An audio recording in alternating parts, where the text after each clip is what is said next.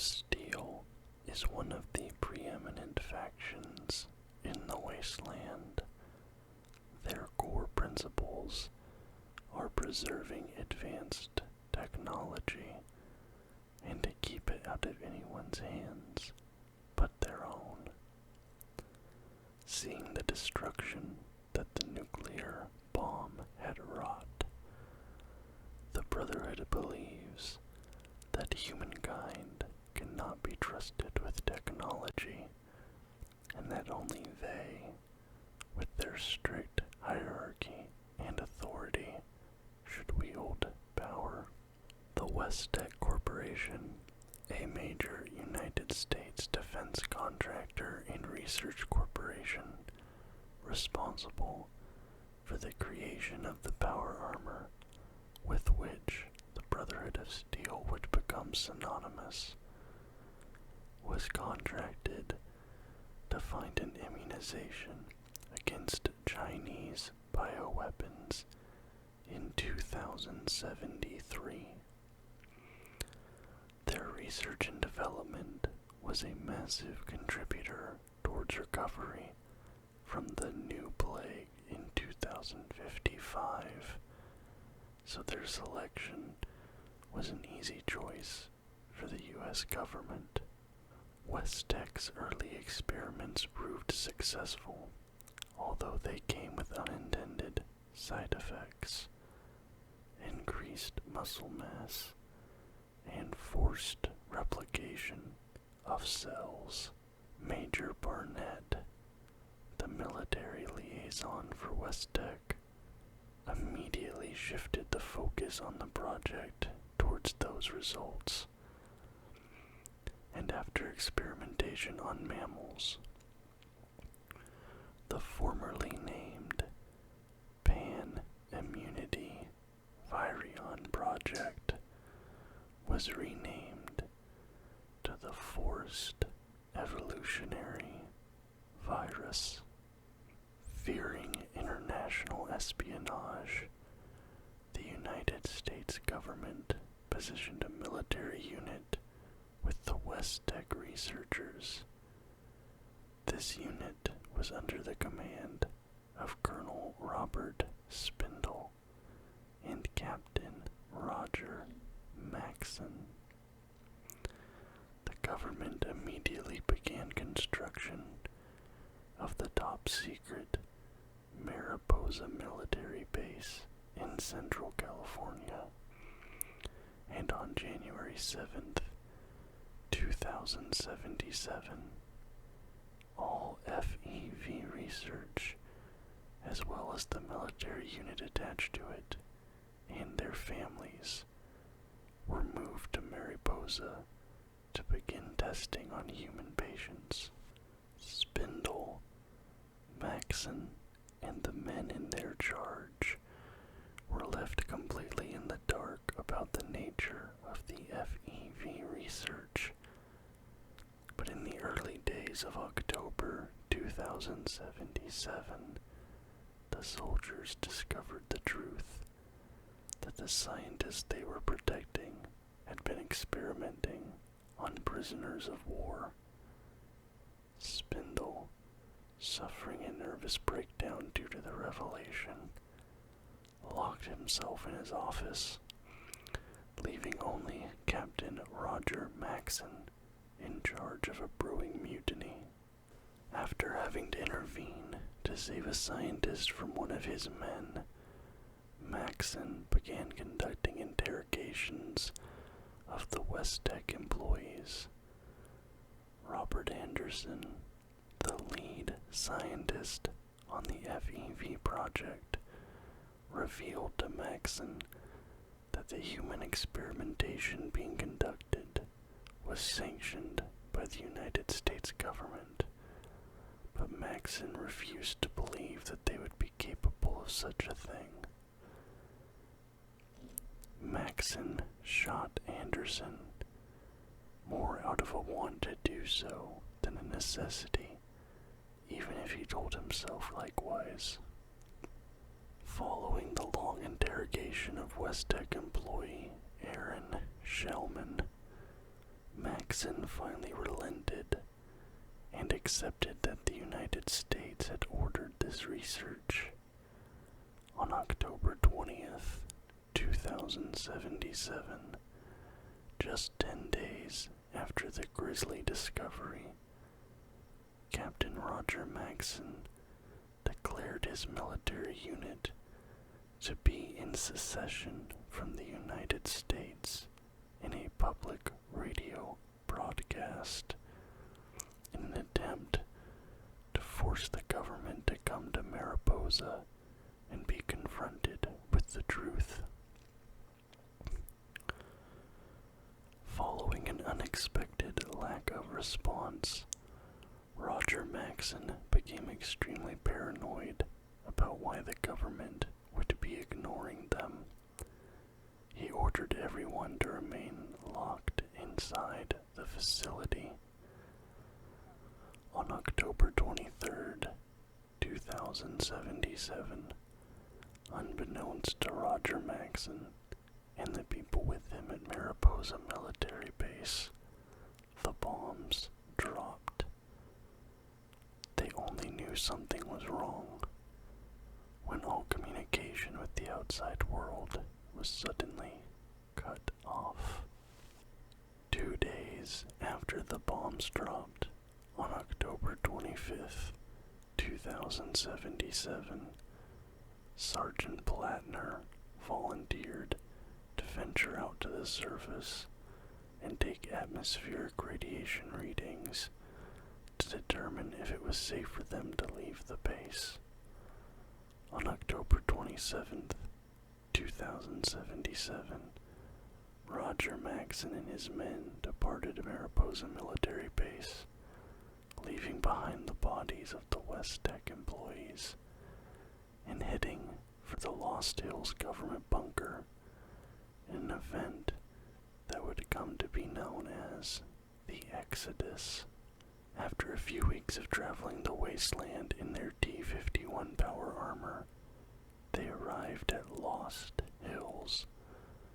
The soldiers suffered major casualties along the way as raving marauders and desperate looters targeted their non-power armored family members. Roger Maxson's wife was one of the casualties along the Exodus. Claiming the bunker as their own upon their arrival, it became a bastion of technology in a world that lost centuries of development in the blink of an eye. Seeing the hopelessness and lack of direction in the people around him, Maxson forged a new identity and ideology for him, his men, and the future of the wasteland. The red, white, and blue was replaced with a sword and cogs. Their old military ranks and titles were stripped and replaced with scribes, squires, knights, paladins, sentinels, and elders. By June 20th, 2082, nearly 5 years after the bombs dropped, all members under Maxson's command had been made members of the newly minted Brotherhood of Steel. The Brotherhood expanded out in all directions, from Lost Hills, acquiring several bunkers and military installations, with new members to fill them. Stricken with cancer, Roger Maxson died in 2135. He was deified as founder and deliverer by the Brotherhood, and was succeeded by his son, High Elder Maxson II. Maxson II's son, John Maxson, became a paladin, a heavily armed and power-armored leader of men. Maxon II slowly shifted away from his father's ideals, making the Brotherhood far more isolationist and disallowing the admittance of outsiders to their ranks. This is also when the Brotherhood began to hoard technology. This focus on technology and hard sciences fostered a system where Brotherhood members had hardly any knowledge of any other subjects. Most consequentially, history. In 2155, High Elder Maxon II died in a battle against the newly reformed raider group, the Vipers, thanks to a poison-tipped arrow. John Maxon was elevated from Paladin to High Elder, and under his command, the Brotherhood of Steel Paladins hunted down and eliminated every single member of the Vipers, wiping out their group in less than a month. During this campaign, the Brotherhood of Steel established full trade relationships with the Hub, the major economic powerhouse of New California. In 2161, a patrol of Brotherhood of Steel Knights discovered the body of a dead super mutant. This is when it was discovered that super mutants are incapable of reproduction, meaning they were being created somewhere. The Brotherhood of Steel saw the super mutants as an invading force being created by an adversary, and several scouting missions to the north and to the east discovered even more super mutants in New California. This is when the Vault Dweller, the protagonist of the original Fallout game, came into the picture. The Vault Dweller rescued a Brotherhood initiate in the Hub and accepted what was meant to be a suicide mission to recover the data disk of Sergeant Dennis Allen, the leader of a Brotherhood of Steel splinter faction. After the Vault Dweller's unexpected return, they became the first new Brotherhood of Steel recruit in 20 years. With the help of the Brotherhood of Steel, the Vault Dweller was able to destroy the Master, the creator and leader of the super mutant army, who sought to turn everyone in the wasteland into a super mutant. The Brotherhood reached the height of their power after this event, developing good relationships across the New California Republic and becoming a constant force in the region. Growing confident and assured of their position in New California, the Brotherhood was rattled when they discovered the Enclave, the remnants of the pre-war American deep state, who were technologically superior to the Brotherhood. Following the destruction of the Enclave at the hands of the Chosen One, the protagonist of Fallout 2, the Brotherhood chose to expand eastward, first to the Mojave Wasteland under the leadership of Elder Elijah, and then even further out into the Capital Wasteland, led by Senior Paladin Owen Lyons. The Brotherhood of Steel contingent under Owen Lyons was tasked with retrieving any advanced, secret technology that could have been hiding in Washington, D.C., as well to re-establish contact with the Lost Chapter, whose ship had crashed in the area previously. Lyons formed a base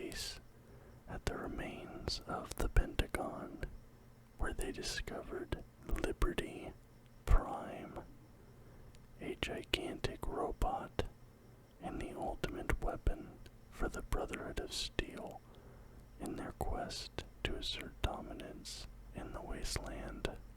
Owen Lyons, now promoted to the title of Elder following his discovery of Liberty Prime, became conflicted with his orders. The capital wasteland was being terrorized by super mutants, but he was receiving direct orders to allow them to fend for themselves and focus on recovering whatever technology he could from the ruins of Washington, D.C. Conflicted, Elder Lyons ultimately decided that he had a moral obligation to protect the people of the capital wasteland. Secretly deflecting from his orders and lying to Brotherhood High Command about his activities. The Brotherhood leadership in Lost Hills feared that Owen Lyons had gone rogue, and this was confirmed when he disobeyed a direct order from leadership. The Capital Wasteland Regiment was then cut off from Lost Hills leadership and denied reinforcements and supplies. Undeterred, Owen Lyons turned the Brotherhood of Steel into an established force in the capital wasteland. Headquartered in the Citadel, the majority of Elder Lyons soldiers agreed with his decision. A regiment of dissent did rise up, seeing the lives and resources lost to the protection of the capital wasteland as detrimental.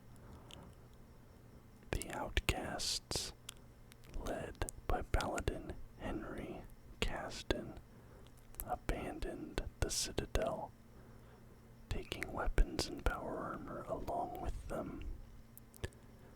A beleaguered Brotherhood of Steel was once again thrust into conflict with the Enclave, this time in the capital wasteland, this time for control of Project Purity, a water purification system capable of providing fresh water for the entire capital wasteland. Ultimately, with the help of the Lone Wanderer, the protagonist of Fallout 3, and the restored Liberty Prime, the Brotherhood of Steel was successful. In 2278, Owen Lyons died. His daughter, Sarah Lyons, elevated to the position of elder in his stead, but died later that same year. This was a massive blow to the Brotherhood of Steel, and many leaders, each more ineffectual than the last, were elected to leadership in the capital wasteland. Meanwhile, Arthur Maxson, the last descendant of Roger Maxson, who originally departed with Owen Lyons to be mentored by him, had grown out of his timid ways and become an intelligent and combat-capable squire, exceeding the high expectations placed upon him. At only 15 years of age, Arthur Maxson would kill Shepard, leader of the remnants of the Capital Wasteland super mutants, which cemented his position in the leadership of the East Coast chapter of the Brotherhood of Steel. Arthur Maxson received the blessing of the Lost Hills leadership, normalizing the relationship that had become broken under Owen Lyons. Arthur Maxon further solidified his leadership after negotiating with the Brotherhood outcasts and bringing them back into the fold. Owen Lyon's ideals were now a distant memory as the Brotherhood of Steel, under the leadership of Elder Arthur Maxon, restored the original mission and vision, although one that was perhaps more authoritarian than ever before. During this time, the Brotherhood began construction of the Bridwin, which would become the chief command ship of the Brotherhood. Back in California, the expansion of the new California Republic butted them right up against the Brotherhood. Disagreements between the NCR and the Brotherhood over how technology should be handled escalated to full-blown war. The Brotherhood was outnumbered, however, and lost multiple bunkers before being forced to retreat. In 2276, Operation Sunburst saw the NCR launching an attack against the Mojave chapter of the Brotherhood of Steel's headquarters at Helios 1. The Brotherhood was overwhelmed, and over half of the chapter was lost in battle. This effectively neutered the Brotherhood in the Mojave wasteland, driving them into hiding at Hidden Valley. High Elder Arthur Maxon, traveling in the now finished Bridwin, established a headquarters at Boston Airport in the Commonwealth, following the Brotherhood's discovery of the mysterious Institute. Their primary objective: restore Liberty Prime to working condition in order to combat the Institute. This is when the events of Fallout 4 take place. At this time, we do not have a confirmed canonical ending for Fallout 4 like we do with other games, so we may have to wait for Fallout 5 in order to get confirmation on what happens in the Commonwealth. However, the Fallout television series takes place in 2296, and we see the Brotherhood of Steel, as well as the Bridwin, present in Los Angeles. This might lend credence to the idea that canonically the Brotherhood of Steel defeats the Institute. Thank you guys so much for watching. I do hope you enjoyed the video. I know this isn't my usual sort of thing, I just wanted to try something different. If you did like the video, please leave a thumbs up and subscribe to the channel. I can't say that I'll be making many more videos like this, but I hope I have some sort of thing you will like on the channel, so subscribe if you would be so kind. Until next time, guys. Bye-bye.